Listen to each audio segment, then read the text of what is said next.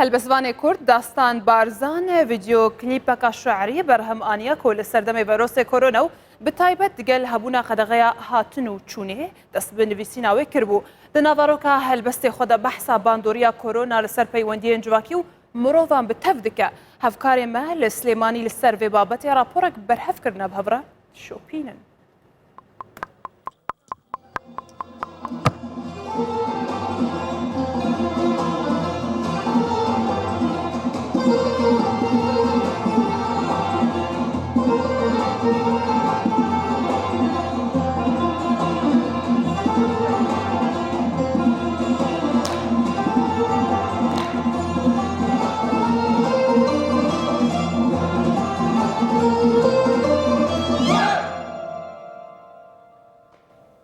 ڕۆژێ لە وەزارەتی ڕەوشنویری لای کاک جیهاد دڵپاک بوو وتم کاکە جیهاد شتێکم بەدەستەوەیە وتی چییە؟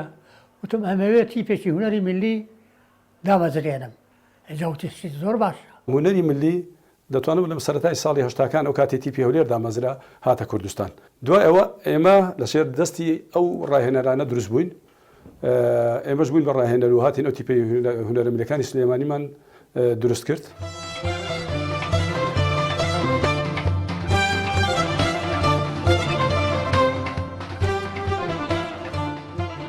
تیپی هونەری میلی سلێمانی ساڵی 1970 دامەزراوە لەسەر دەستی کۆمەڵێک لە هونەرمەندانی بواری سەما و بواری موزیک. چیرۆکێکی ڕەسەنایەتی کوردەواری ئەهێنی نواندنی تیا ئەکەین بەجەستە.